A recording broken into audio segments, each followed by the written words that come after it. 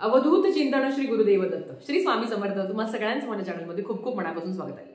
परवा म्हणजेच 4 तारखेला मार्गशीर्षचा चौथा गुरुवार आहे। बऱ्याच बायकांचा संभ्रम झाला आहे की उद्यापन कधी करायचं। 5व्या गुरुवारी तर अमावास्या आहे, मग तेव्हा उद्यापन करायचं का? आजच्या व्हिडिओमध्ये तुम्हाला तुमच्या सगळ्या प्रश्नांची उत्तरे मिळणार आहेत। कृपया करून व्हिडिओ सगळा बघा, मी शॉर्टकट सांगण्याचा प्रयत्न करेन। सगळ्यात आधी तर लक्षात घ्या, या वर्षी मार्गशीर्षचे 6 गुरुवार आहे, 5 गुरुवार आहे। 5व्या गुरुवारी येतं ते 5व्या गुरुवारी अमावास्या आहे, म्हणजे 5व्या गुरुवार पण आहे आणि मार्गशीर्षचा जो महिना आहे तो संपतो पण आहे। आपल्याला सगळ्यात आधी एक गोष्ट लक्षात घ्या की आपण दिवाळी म्हणजे लक्ष्मी पूजन हे आपण अमावास्याच्या दिवशीच करत असतो। बऱ्याच लोकांना संभ्रम आहे की अमावास्या फार वाईट दिवस मानला जातो, मग या दिवशी उद्यापन करायचं का? तुम्हाला सांगते, गुरुचरित्राचं पारायण उद्यापन आपण ह्या दिवशी करत नाही, बरोबर, किंवा सुरुवात पण आपण करत नाही। पण लक्ष्मीची सेवा आपण अमावास्याच्या दिवशी आवर्जून करू शकतो, हे सगळ्यात महत्वाचं। बऱ्याच ठिकाणी असं होतं की परवा म्हणजे 4 तारखेलाच ते उद्यापन करून घेतील, कारण त्यांना असं वाटतं की 5व्या दिवशी अमावास्या आहे। आता मी तुम्हाला सांगेल 5वा गुरुवार पण धरा, पण काही महिलांना 5व्या गुरुवारी गावाला जायचं आहे, लग्न कार्य आहे किंवा कोणाचा मासिक धर्म आहे, अशा वेळेस काय करायचं ताई? खूप संभ्रम आहे। तर सगळ्यात आधी एक गोष्ट लक्षात घ्या की 4थ्या गुरुवारी तुम्हाला उद्यापन करायचं असेल तर तुम्ही 4थ्या गुरुवारी उद्यापन करू शकता। 5व्या गुरुवारी फक्त तुम्ही पूजा मांडणी करा। पण कधी तुम्हाला गावाला जायचं असेल तर ते सगळ्यात महत्वाचं आहे। दुसरं की ताई आमचा पहिला गुरुवार गेला, दुसरा गेला, तिसरा गेला किंवा 4था गेला, ह्या प्रत्येक गुरुवारामधला या 5 गुरुवारपैकी पहिल्या 4 गुरुवारपैकी एक गुरुवार आमचा गेलाय, मग आम्ही नंतरचा आपण गुरुवार धरायचा का? नाही। लक्षात घ्या, मार्गशीर्ष महिन्याचं उद्यापन हे मार्गशीर्ष महिन्यातच झालं पाहिजे। म्हणून तुम्हाला सांगते आहे, भले कोणाचा दुसरा गुरुवार गेला, कोणाचा 4था गेला असेल, कोणाचा 3रा गेला असेल, कोणाचा पहिला गेला असेल, तुम्हाला 4 गुरुवार मिळाले ना, ते महत्वाचं आहे। म्हणून अजून एक गुरुवार धरायची गरज नाहीये। शेवटच्या दिवशी म्हणजेच 11 जानेवारीलाच तुम्हाला उद्यापन करायचं आहे। अजून एक महत्वाचं की ताई 5वा गुरुवार आमचा मिस झाला तर काय करायचं?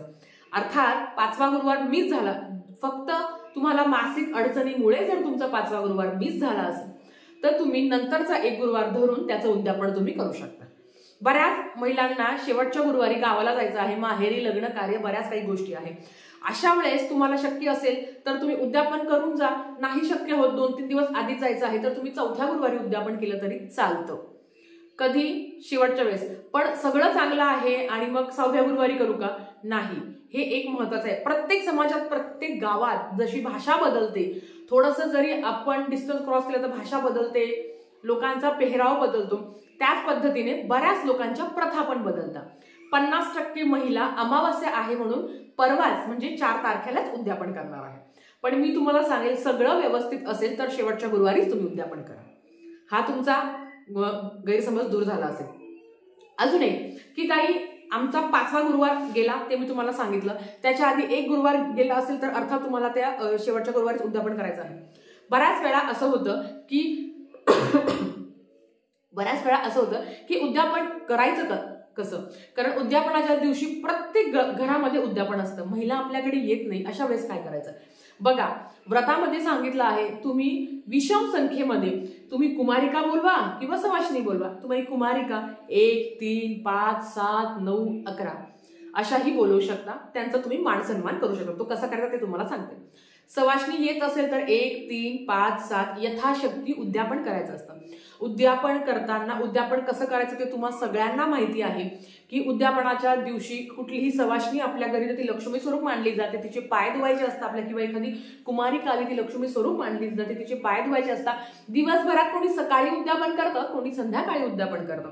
उद्यापनाला काय करायचं? तुम्ही वरण भात, भाजी पोळी, गोडधोड काही तुम्ही करू शकता। देव फक्त भाव बघतो, तुमची भक्ती बघतो, तुम्ही काय खाऊ घालता त्यांना काहीही फरक पडत नाही। आता सगळ्यात महत्वाचं की उद्यापनाला महिलांना काय द्यायचं? अर्थात तुमच्याकडे जर 11 महिला येणार असेल, सवाष्णी महिला येणार असेल, तुम्ही 11 जणांची ओटी भरा। नाही शक्य होत एवढ्या जणींची ओटी भरणं, तर तुम्ही एक ओटी कुठल्याही स्त्रीला तुम्ही भरू शकता। जी तुम्ही महालक्ष्मीची ओटी भरलेली आहे, आपण भरतो बघा शेवटच्या दिवशी ओटी, किंवा 4ही गुरुवार बऱ्याच बायकांनी तीच ओटी ठेवली असेल, ती पण ओटी तुम्ही एखाद्या सवाष्णीला देऊ शकता। दिवसभरात कधीही करा, संध्याकाळी केलं तर अतिशय उत्तम, मनात काहीच आणू नका।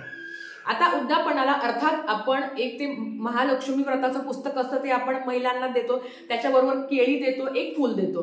बऱ्याच महिला त्यांची ओटी भरतात, कोणी साडी देतं, कोणी ब्लाऊज पीस देतं, कोणी रुमाल देतं, कोणी शृंगार म्हणजे काय, टिकल्याचं पॉकेट, हळदी कुंकाची डबी, त्याच्याबरोबर गजरा.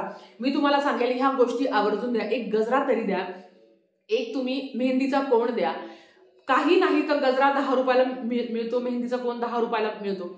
आणि जे आपलं हळदी कुंकवाचा आहे तो पण एक तुम्ही करंडा, भरलेला करंडा तुम्हाला तो सवाष्णी म्हणून करा. ती लक्ष्मी स्वरूप असते. यथाशक्ती जेवढं करता येईल तेवढं करा. बऱ्याच महिला काय करता सांगू का, एक सवाष्णी असते तिला सगळं देतात आणि बाकीच्यांना आहे ना असंच फक्त एक ग्रंथ देतात आणि केळी देतात किंवा कुठलंही फळ देतात.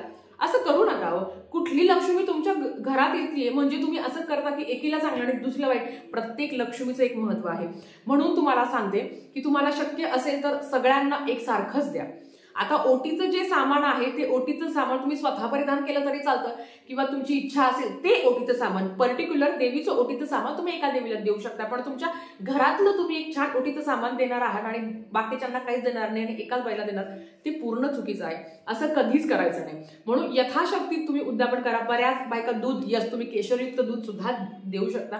केशर माता लक्ष्मीला खूप प्रिय आहे. तुम्हाला सांगते कुठल्या ना कुठल्या स्वरूपात, कुठल्या ना कुठल्या रूपात माता लक्ष्मी तुमच्याकडनं येऊन तुमच्या घरातलं येऊन अन्न ग्रहण करणार, हे मात्र तेवढंच नक्की. आता अमावस्या तर 5:30 वाजता संपणार आहे. बऱ्याच महिलांना वाटेल ताई 5:30 नंतर मी ना उद्यापन करू का? तुमची इच्छा. 5:30ला जरी संपणार आहे ती सूर्याने पाहिलेली आहे, म्हणजे अर्थात अमावस्या तो पूर्ण दिवस आहे. काहीच मनात आणायचं नाही, उलट उत्साहाने आपल्याला उद्यापन करायचं आहे. तुम्ही लक्षात ठेवा.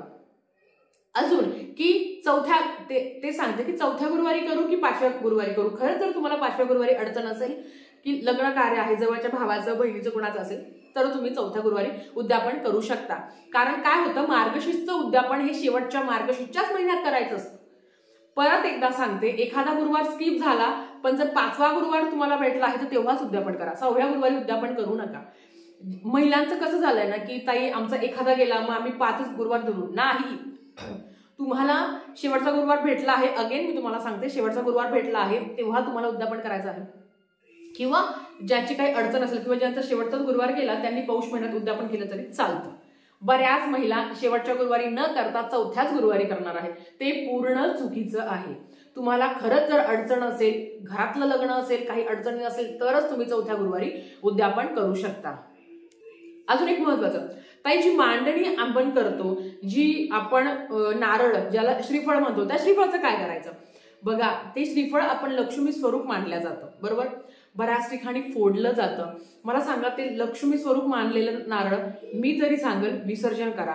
आता बऱ्याच घरात त्याचा प्रसाद करूनही खाल्ल्या जातं. ते लक्ष्मी स्वरूप नारळ आपण विसर्जन केलेलं जास्त उत्तम. ते कृपया फोडून खाऊ नका. परत एकदा सांगते, ते नारळ तुम्हाला विसर्जन करायचंय. त्याच्यामधली जी 1 रुपया आणि सुपारी आहे त्याचं काय करायचं? अर्थात ते 1 रुपया सुपारी तुमच्या तिजोरीमध्ये ठेवा. नंतर तुम्ही जर तुम्ही वैभव लक्ष्मीचे व्रत करणार असेल तेव्हा पण तुम्ही वापरू शकता किंवा कुठल्याही महालक्ष्मीची तुम्ही पूजा करणार असाल तेव्हा पण तुम्ही वापरू शकता, काहीच हरकत नाही.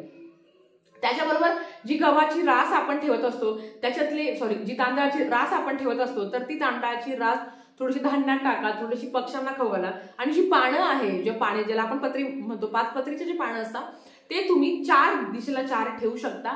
बाकीचं निर्माल्यात विसर्जन केलं तरी चालतं. बऱ्याच घरात महालक्ष्मीची मूर्ती आहे.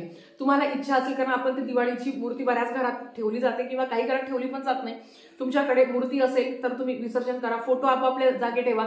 बाकीचं जे सामान आहे ते तुम्ही निर्माल्यात टाकून देऊ शकता. जो नैवेद्य तुम्ही दाखवणार आहात शेवटच्या गुरुवारी, वरण भात भाजी पोळी काय असं ते, अर्थात ते तुम्हाला स्वतः खायचं आहे. ते तुम्ही स्वतः खाऊ शकता. या अतिशय साध्या पद्धतीने आणि शुद्ध भावनेने आपल्याला उद्यापन करायचं आहे. शेवटच्या गुरुवारीच उद्यापन करा. मागच्या वर्षी सुद्धा शेवटच्या गुरुवारीच आपलं उद्यापन आलं होतं. म्हणून कुठलाही संभ्रम मनात आणू नका. शुद्ध भाव जिथे असते तिथे भक्ती देवापर्यंत जाते म्हणजे जातेच. तर झालेली सेवा स्वामी